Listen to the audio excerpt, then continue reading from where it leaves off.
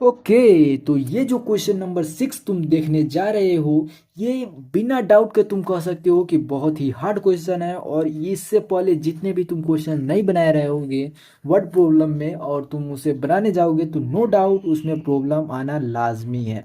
तो अगर तुम पहले कोई भी क्वेश्चन में नहीं फंसे हो, ऐसा हो ही नहीं सकता जो वर्ड प्रॉब्लम से रिलेटेड हो। तो इस तरीके का क्वेश्चन जो है तुम जो है आसानी से बना सकते हो बिना किसी डाउट के। तो उस चीज़ के लिए ये वीडियो पूरा देखना।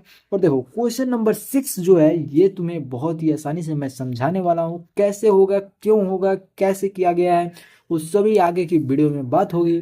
फिलहाल ये वीडियो जो है तुम्हारे बहुत ही काम की है, तो वीडियो को अभी लाइक कर दो, चैनल पे नए हो सब्सक्राइब कर दो। और इस एक्सरसाइज से रिलेटेड जितने भी वीडियोज़ आने वाले हैं या फिर बन चुके वीडियोज़ हैं उन सभी को प्लेलिस्ट में मैंने डाल रखा है, तो तुम डायरेक्ट उन सभी प्लेलिस्ट को भी जाके विजिट कर सकते हो जिन भी चैप्टर में तुम्हें डाउट हो।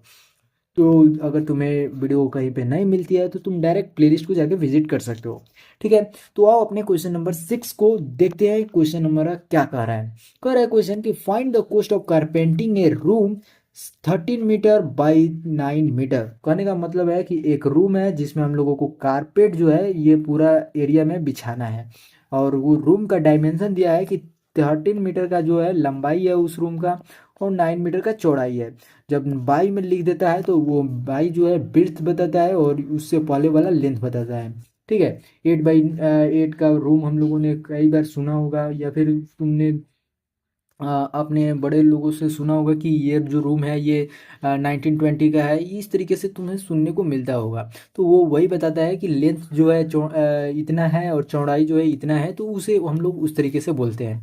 और कारपेट जो बिछ रहा है उसमें उसका लेंथ नहीं दिया है, हमें जो है केवल दिया हुआ है 55 सेंटीमीटर में बिर्थ।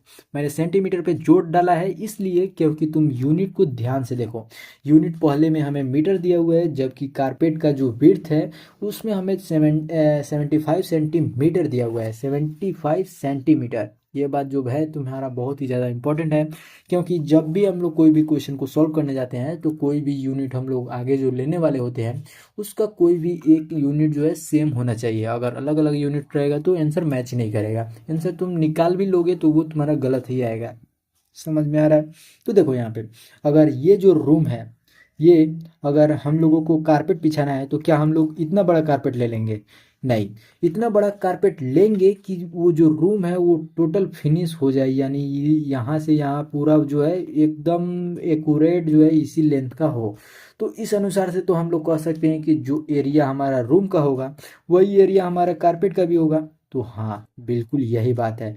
अगर एरिया दोनों कोई का हम लोग इक्वल कर देंगे तो हमारा जो है यहाँ पे हमारा मालूम चल जाएगा कि कितना लेंथ का हम लोगों को कारपेट चाहिए होगा। विड्थ ऑलरेडी दिया हुआ है, हमें केवल लेंथ मालूम करना है। अगर लेंथ मालूम चल जाएगा तो रेट ऑफ कारपेंटिंग सॉरी, यहाँ पे एट द रेट ऑफ 105 पर मीटर बोला है।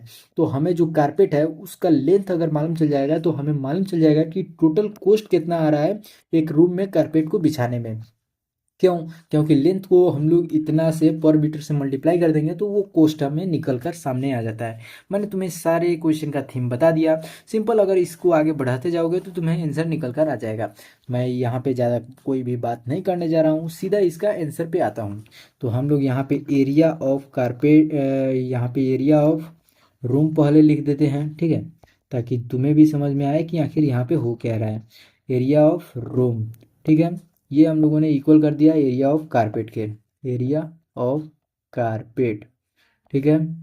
अब देखो जरा, एरिया ऑफ रूम के लिए इतना को इतना से मल्टीप्लाई करना पड़ेगा, यानी 13 इंटू में 9। और हमें जो है ये जो सेंटीमीटर में दिया हुआ है इसे हमें मीटर में चेंज करना होगा।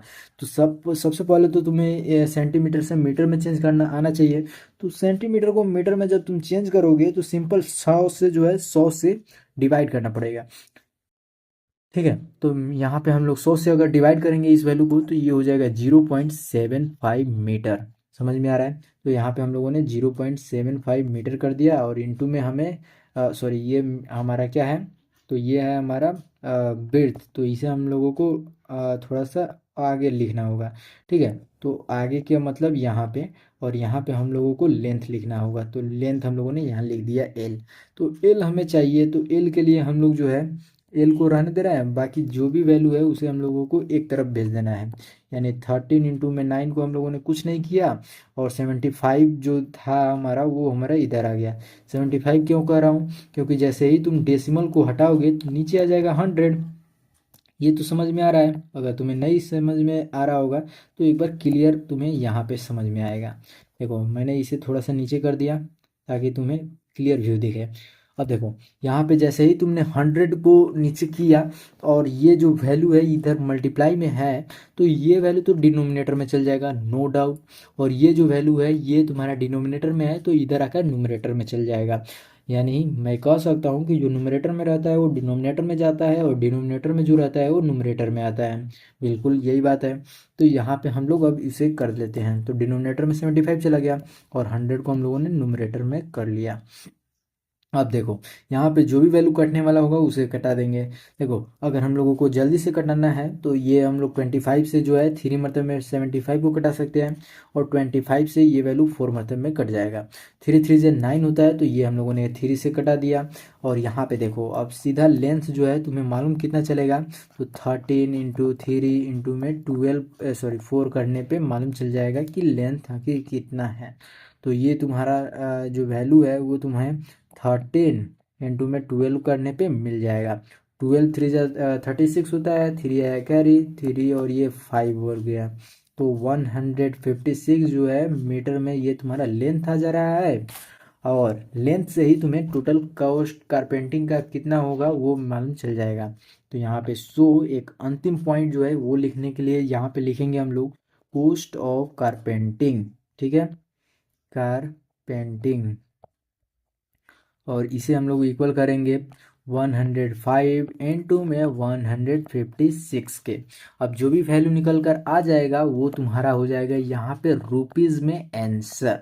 तो इसे तुम मल्टीप्लाई करके देख सकते हो कितना आ रहा है, और जो भी आंसर आएगा वो तुम नीचे कमेंट करोगे, और ये तुम्हारा होमवर्क रह गया। ठीक है, तो वीडियो को अभी लाइक करो, चैनल पे नए हो सब्सक्राइब करो। मिलते हैं अगले क्वेश्चन के साथ जिसका लिंक भी तुम्हें डिस्क्रिप्शन में देखने को मिल जाएगा।